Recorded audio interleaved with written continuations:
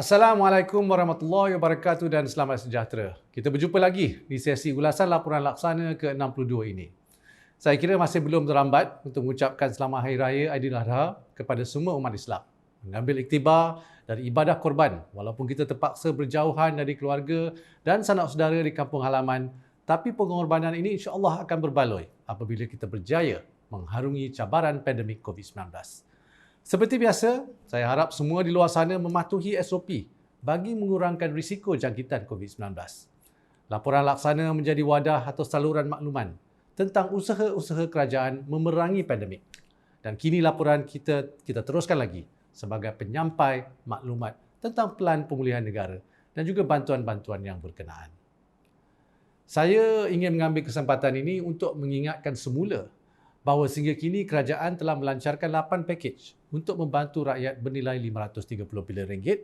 Yang terkini ialah pakej pemulih bernilai RM150 bilion dan ini belum lagi termasuk bajet 2021 yang bernilai RM322.5 bilion.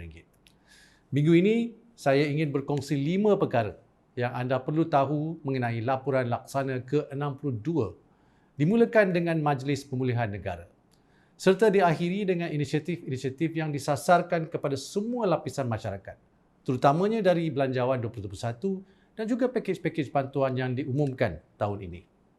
Pertama, pada Jumaat minggu lepas, mesyuarat kedua Jawatankuasa Khas Kabinet Pelan Pemulihan Negara telah bersetuju untuk menggantikan Jawatankuasa Khas Kabinet ini dengan Majlis Pemulihan Negara bagi memastikan pelaksanaan Pelan Pemulihan Negara berjalan lancar dan mengukuhkan lagi strategi kawalan wabak COVID-19 secara holistik. Mesyuarat juga telah memutuskan bahawa PPN ataupun Pelan Pemulihan Negara ini akan dibentangkan di Parlimen pada 26 Julai 2021. Berteraskan pendekatan whole of nation, Majlis Pemulihan Negara akan melantik wakil-wakil dari sektor swasta, pakar industri dan pertubuhan bukan kerajaan ataupun NGO untuk berkongsi pengalaman dan nasihat di dalam pelbagai aspek PPN. Majlis Pemulihan Negara juga akan membuat pertimbangan dan mengesyorkan langkah-langkah penambahbaikan bagi mencapai peralihan dari satu fasa ke fasa berikutnya secepat mungkin berdasarkan pencapaian nilai-nilai ambang yang telah ditetapkan. Dalam semangat demokrasi dan keterangkuman untuk semua lapisan masyarakat serta memastikan tidak ada yang ketinggalan dalam pelan pemulihan negara, Kementerian Kewangan telah mengadakan sesi-sesi perbincangan bersama wakil-wakil pelbagai parti politik mengenai langkah-langkah yang akan diambil melalui pelan pemulihan negara ini. Ini juga merupakan peluang untuk mendengar maklum balas dari perspektif lain mengenai situasi di luar sana dan mengumpulkan lebih banyak maklumat bagi menambah baik serta mempertingkatkan lagi pelan pemulihan negara.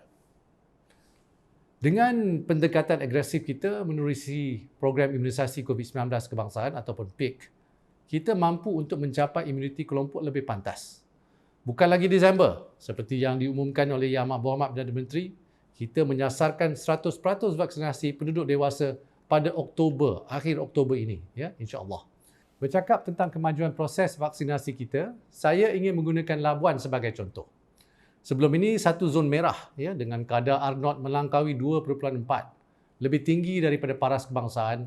Labuan kini melonjak di kacamata nasional kerana telah berjaya mengurangkan kes jangkitan dan kini mencatatkan kadar R0 0.77. Program imunisasi adalah kunci kepada kejayaan Labuan.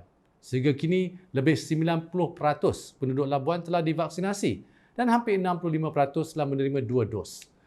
Wilayah ini saya angkat sebagai contoh gandingan bersepadu dan mantap antara kerajaan pusat dan pihak berkuasa tempatan di dalam pelaksanaan pelan pemulihan negara. Di samping jentera kerajaan, Majlis Perwakilan Penduduk dan ketua-ketua kampung juga menunjukkan komitmen bagi memastikan program vaksinasi dapat dilaksanakan dengan lancar melalui inisiatif PRIVO atau Prihatin Volunteers. Ini adalah satu inisiatif bagi memastikan warga kampung keluar untuk divaksinasi. Tetapi berhati-hatilah kerana individu yang lengkap divaksinasi masih boleh dijangkiti COVID-19. Namun jika dilihat dari statistik kes harian seluruh Malaysia dari 7 hari kebelakangan, lebih 98% kes adalah kategori 1 dan 2, iaitu sama ada tidak bergejala atau hanya bergejala ringan. Di Malaysia secara keseluruhannya, selaras dengan peningkatan kadar vaksinasi, kita juga dapat melihat pengurangan kes serius dari kategori 4 dan 5 serta penurunan hospitalisasi yang melibatkan warga emas. Kejayaan Pelan Pemulihan Negara bergantung kepada pendekatan keseluruhan negara kerana tiada kerajaan di dunia mampu melakukannya sendiri. Semua pihak, kerajaan pusat, negeri, PBT, sektor swasta, NGO dan seluruh lapisan rakyat perlu memainkan peranan memastikan negara bergerak ke arah pemulihan. Saya akui masih terdapat kekurangan di dalam pelaksanaan, tetapi dengan kerjasama semua pihak, insya-Allah kemelut ini akan dapat kita lalui bersama-sama. Melangkah ke hadapan, kerajaan akan mengukuhkan strategi bagi mengawal wabak COVID-19 secara holistik dengan memberi fokus kepada faktor-faktor seperti kadar aktiviti atau pergerakan, kadar dan tempoh kebolehjangkitan, populasi berisiko dan juga pengukuhan kapasiti sistem kesihatan awam. Kedua, Fitch Ratings telah mengekalkan penerapan kredit berdaulat Malaysia dengan prospek stabil di dalam indeks Issuer Default Rating atau penerapan kelalaian penerbit yang menjadi kayu ukur kepada keteguhan kredit negara-negara berdaulat di dunia.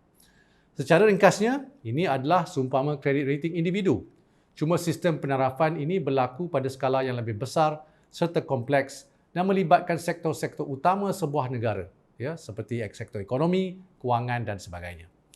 Penerapan Fitch Ratings ini menjadi bukti ketahanan ekonomi negara berdepan dengan ketidakpastian keadaan semasa. Ini juga mencerminkan kemampuan negara kita untuk terus menawarkan prospek pertumbuhan jangka sederhana yang kukuh dan meluas, di samping menjadi suatu pengiktirafan kepada polisi dan usaha kerajaan yang berterusan. Faktor-faktor ini termasuklah ikhtiar untuk mengekalkan lebihan akaun semasa yang konsisten dengan asas ekonomi dan ekspor negara yang pelbagai. Lebih penting lagi, pengekalan penerapan ini mencerminkan keyakinan terhadap Malaysia di tengah-tengah tekanan ke atas kekukuhan kredit pelbagai negara di dunia. Keyakinan ini juga dicerminkan melalui pengekalan penerapan oleh dua lagi agensi, Moody's Investor Service dan juga S&P Global Ratings. Ketiga, saya ingin berkongsi mengenai bantuan khas COVID-19, BKC, dan juga bantuan kehilangan pendapatan, BKP, yang turut merangkumi golongan M40. Ini adalah contoh agenda prihatin rakyat yang berterusan bagi menyalurkan bantuan pada bulan-bulan mendatang sehingga akhir tahun 2021. Isi rumah kategori miskin tegar bakal menerima bantuan sebanyak RM500 pada bulan Ogos, RM500 pada bulan November dan RM300 pada bulan Disember. Manakala bujang kategori miskin tegar akan menerima bantuan sebanyak RM200 pada bulan Ogos dan RM300 pada bulan November. Isi rumah kategori B40 pula akan menerima bantuan sebanyak RM500 pada bulan Ogos dan RM300 pada bulan November. Manakala bujang kategori B40 akan menerima bantuan sebanyak RM200 pada bulan Ogos. Isi rumah kategori M40 turut menikmati bantuan sebanyak RM250. Manakala bujang kategori M40 akan menerima RM100 pada bulan Ogos nanti. Secara keseluruhan, pemberian khas BKC ini dijangka memanfaatkan lebih 11 juta isi rumah dan individu warga emas serta bujang dengan peruntukan sebanyak RM4.6 bilion. Sementara itu, pada bulan Oktober nanti, BKP akan disalurkan kepada pekerja yang kehilangan pendapatan berdasarkan data Kumpulan Wang Simpanan Pekerja ataupun KWSP ataupun Perkeso dalam tahun 2021. Bantuan ini dijangka memanfaatkan sehingga 1 juta ahli yang melibatkan implikasi kewangan sebanyak RM500 juta. Perkara keempat yang saya ingin kongsikan adalah tentang permohonan untuk insentif Pejana Kerjaya 3.0, program Kerjaya GIG dan juga SIP Prihatin 2.0 yang dilaksanakan oleh Perkeso di bawah Pemulih yang telah dibuka dari 15 Julai hinggalah akhir tahun ini. Akhir tahun 31 Disember ini. Majikan dan pencari kerja boleh membuat permohonan insentif-insentif di bawah Pejana Kerjaya 3.0 dan program Kerjaya GIG melalui panduan permohonan yang berkenaan di laman sesawang Perkeso. Bagi program SIP Prihatin 2.0 pula, permohonan boleh dibuat melalui aplikasi telefon mudah alih Prihatin Perkeso yang boleh dimuat turun di Google Play Store ataupun Apple App Store. Majikan yang menggajikan pekerja bermula 15 Jun ini dan seterusnya layak untuk memohon insentif pengambilan pekerja di bawah program-program tersebut. Pejana Kerjaya 3.0, program Kerjaya GIG dan juga SIP Prihatin 2.0 telah diperkenalkan di bawah pemulih oleh Amat Berhormat Perdana Menteri pada 28 Jun lepas. Bantuan kerajaan ini dilaksanakan untuk merangsang pewujudan pekerjaan baharu dan menggalakkan pengambilan pekerja oleh majikan selain memperluaskan jaringan perlindungan sosial kepada pelbagai lapisan masyarakat dan meringankan beban mereka ketika krisis COVID-19 ini. Perkara kelima dan terakhir yang ingin saya kongsikan kali ini ialah pengumuman bahawa kini lebih 145,000 penghantar barangan dan makanan yang bermotosikal, berbasikal atau berjalan kaki dan juga rakyat yang mencari pendapatan melalui perkhidmatan penghantaran di seluruh negara akan dilindungi Perkeso. Dua platform penyedia perkhidmatan terkemuka, Grab Malaysia dan juga Foodpanda, telah mendaftarkan hampir kesemua rakan penghantar mereka di bawah program Skim Pekerjaan Sendiri Lindung ataupun SPS Lindung. Jadi program ini adalah pakej perlindungan oleh Perkeso kepada mereka yang bekerja sendiri yang diumumkan oleh kerajaan semasa pembentangan Belanjawan 2021. Ia merupakan penambahbaikan kepada program penjana gig bagi menyediakan perlindungan keselamatan sosial kepada orang bekerja sendiri di bawah Skim Keselamatan Sosial Pekerjaan Sendiri Perkeso.